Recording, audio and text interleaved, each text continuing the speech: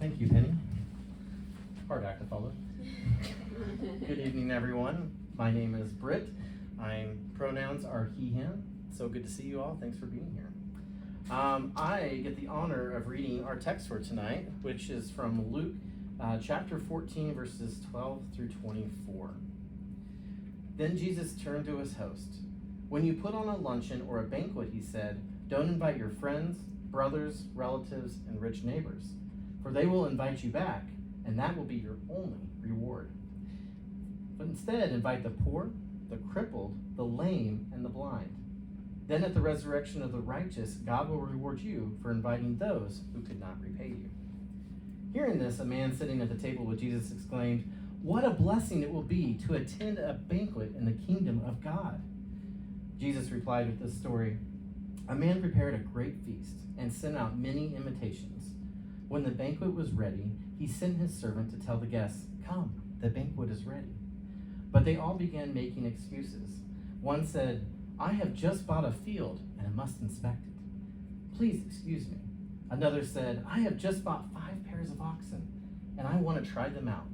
Please excuse me. Another said, I just got married, so I can't come. The servant returned and told his master what they had said. His master was furious and said, go quickly into the streets and alleys of this town and invite the poor, the crippled, the blind, and the lame. After the servant had done this, he reported, there is still room for more.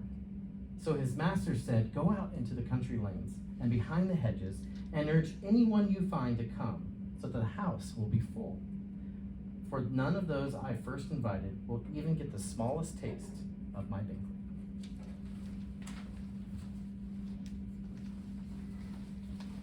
Gotta love when Jesus gets a little spicy. In our story from Luke, the person throwing the feast is about to have a no-show situation on their hands. And what's worse, the guests that he had invited had terrible and bizarre excuses for not being able to attend. One person had bought a field, but without ever going to see it. But now that they owned it, they thought they should go check it out. Which is strange because you think you would want to see the field you were gonna buy before you bought it. Similarly, another person had bought oxen, but they had never tried them out. And so they couldn't come to dinner either. And the third person was a newlywed, and well, they had other things on their mind, and they said they wouldn't be able to make it. Luke doesn't tell us why these people made excuses, but each of their excuses were kind of ridiculous, and they let the person know who had invited them that they really didn't want to come to the feast. In fact, it was basically the equivalent of someone saying to them, like, no, I can't, I have to wash my hair tonight. Now, we don't know if they turned down the invitation because they didn't like the person, possible, or because they thought they were too good for the invitation. But whatever the reason, they made it clear to that man who was throwing the feast that they would rather be anywhere else than with him. And if you've ever had that experience of people turning down your invitations like the man in this story, then you can probably imagine how that made this man feel, right? They probably made him feel small, insignificant, unwanted, even unimportant, and maybe a little bit mad and sad too. I like to call that smad. But instead of wallowing, this guy kind of gets fired up and he does something really interesting. He decides to go on and have his feast anyway. And what's even more interesting is that he decides to throw a feast for all the people who probably had been made to feel small, unimportant, unwanted, and insignificant. He invited the people who had no ability to pay back his kindness, the ones who had no power, people of little importance, the ones who were often unwanted, the ones who were just hungry, right? This man sent his servant out into the streets, the alleyways, to invite the poor, the crippled, and the lame. And when that servant came back and there was still more room, the servant goes back out, right? And they are going out into the countryside lanes, and it says they're looking behind the hedges for whoever they can find who is hungry, who will accept the invitation to this feast. So now instead of this empty table, the person throwing the party has a packed out guest list. And if we're honest, he gets a little spicy, right? Spiteful even, when he declares that the people who turned down his meal were never going to get even the tiniest taste of this feast that he had prepared. And he was right. The people who turned down that invitation wouldn't, but I think the story that Jesus is telling is about more than just a taste of the food, right? The people who had turned down this man's invitation would never get a taste of the beauty of sitting around the table with such a diverse group of people who were so different than themselves. They would never get a taste of getting to know someone who couldn't reciprocate a dinner invitation. You would never get a taste. They were going to miss out on learning from and gaining new insights and perspectives from people who saw the world in a completely different way. And so it's true. Those folks who said no never got to taste it. But what's interesting is that because they all said no, the person throwing the feast did. A completely different banquet than they had in their mind when they first started. And I'll be honest, I start working on our text talks usually a few weeks out, and I was reading through the text and I was wondering, do I have a story from my own life that parallels the story of Luke in some way? And the first thing that came to mind, Britt will know the story, is the time that all of our neighbors in Louisville had a party and we were purposefully left off the guest list. And then I was like searching, right? Like, what else? And then it hit me. That's actually been my entire life for the last few years. If you want to feel really unpopular, start a new faith community, okay? Highly recommend it. This road has been paved with so many no's, and it's been painful, but like the man in this story, it's also been really beautiful. Starting a new community is not for the faint-hearted. I've had my moments where things didn't go as planned, where you had a Facebook RSVP that looked like lots of folks are going to show up and nothing. I know what it's like to invite people and receive excuses that are so thinly veiled that that person has made it clear that they have no intention of ever stepping foot into something that our community does. I've even had multiple coffee dates where the person who reached out to me doesn't show up, and then they never text, email, or talk to me again. Like more than once, multiple occasions. And if you're wondering, like, why, Tiffany, why would you put yourself through this? I wonder that too, shed some tears over that one. But I do it for the same reason that we find in this story. It's really something I'm willing to make a fool out of myself over for, because I think a full table of diverse and beautiful people is really worth all the no's.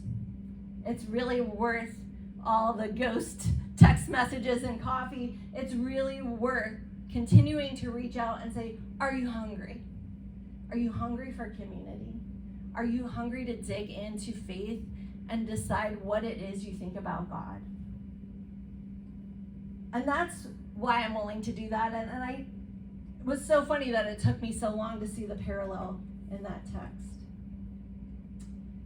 I'm willing to do this because God desires for our tables to have the same radical welcome that we see in this story.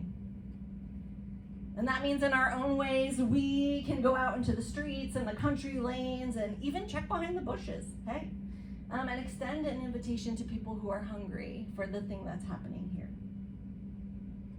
This community was not built for church people. It was created for those of us who feel like we don't fit in the traditional church space.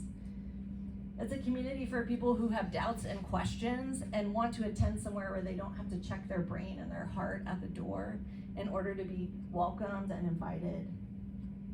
At the Fringe, we seek to embody the values of this community by honoring the dignity of every person, by embracing spiritual curiosity, nurturing authentic community, by practicing sacred rest, and by celebrating joy.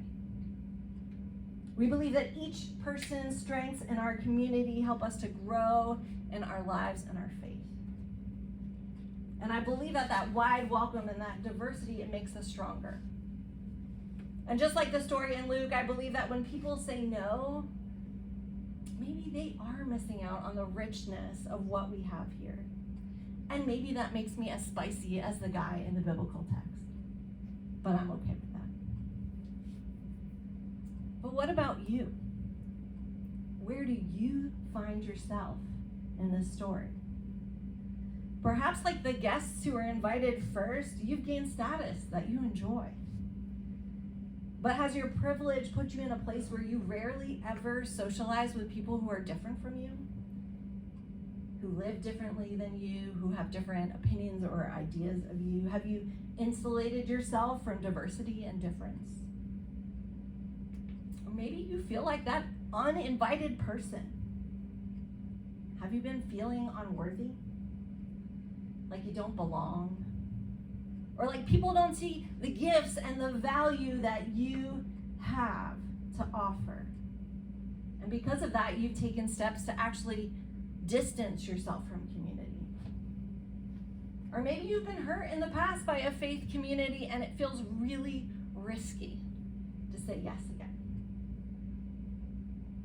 Perhaps some of you are like the person who throws the feast in this story, and you, like me, have found yourself rejected by the people who you thought were your people, and you found that experience of all those no's has led you to what I call the divine yes, which happens when all of those no's lead you to something better and something wider and something more inclusive than you had imagined when you started out in the first place.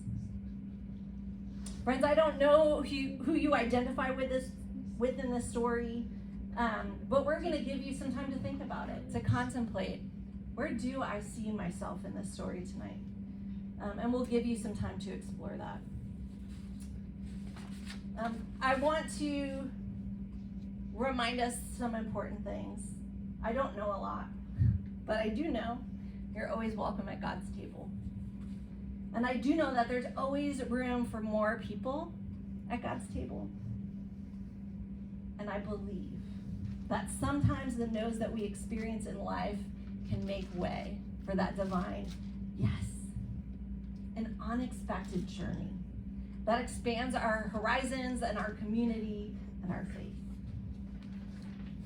In 2024, I took a picture.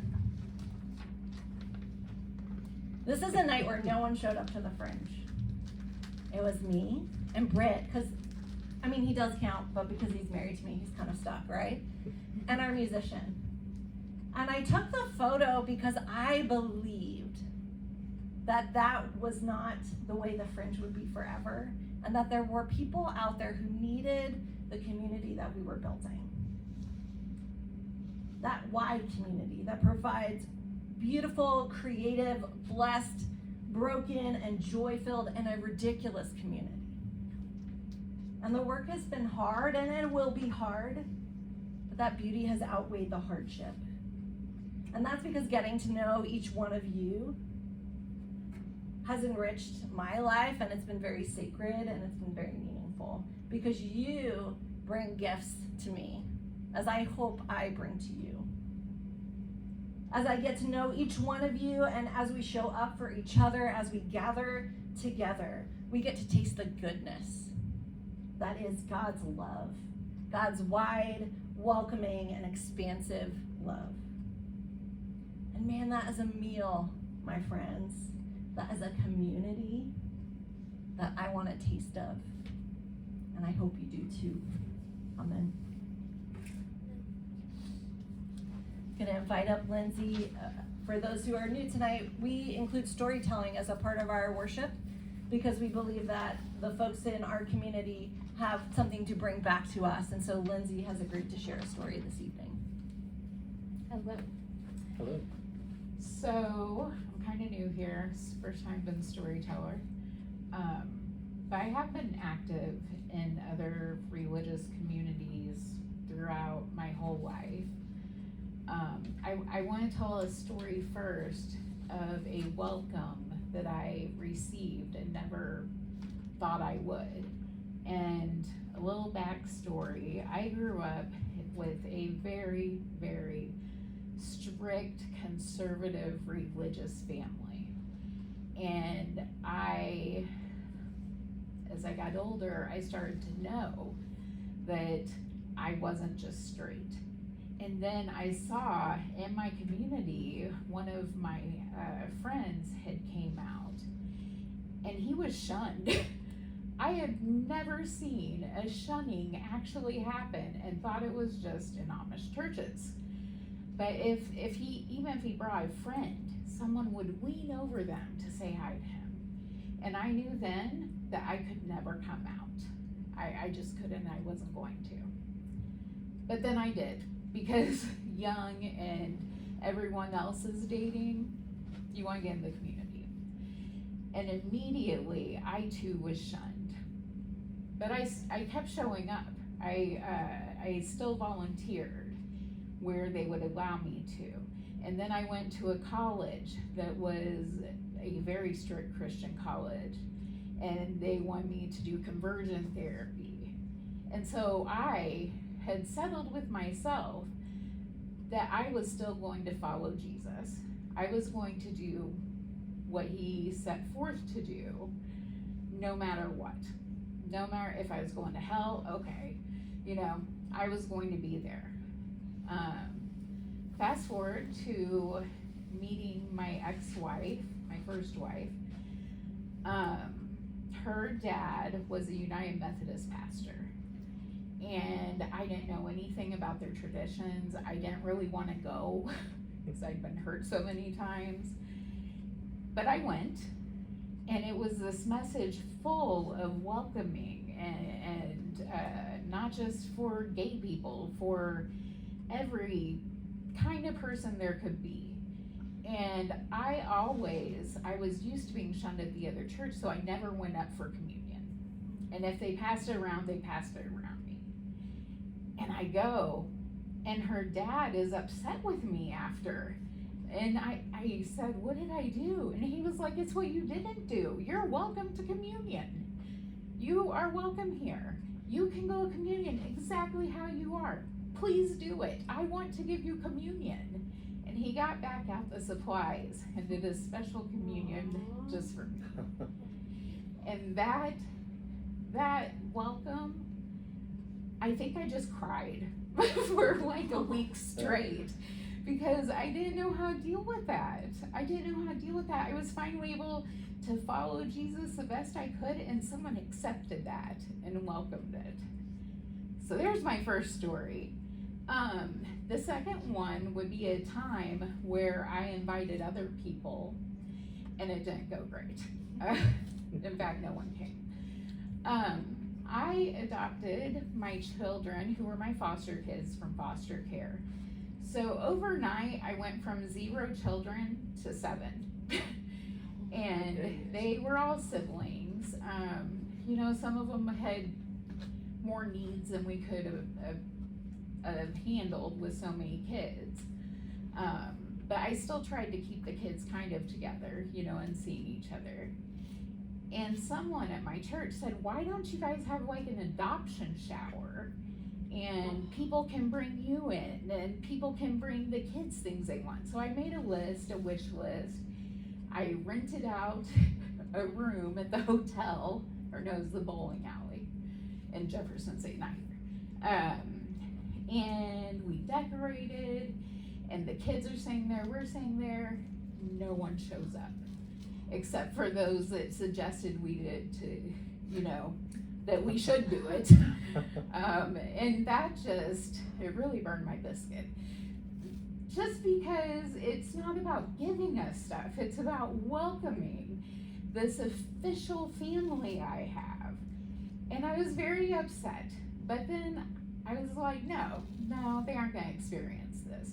So I got all the crafts, anything I could, coloring books, we wrote Willow family everywhere, we had people color pictures with us. It was not the invitation that anyone actually came out of, but those very few pieces of our family and friends that were there.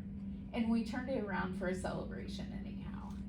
And just to add something that reminds me of the sermon, is this meme where it says, if you don't build a higher fence, build a longer table. And that's how I feel about the Fringe.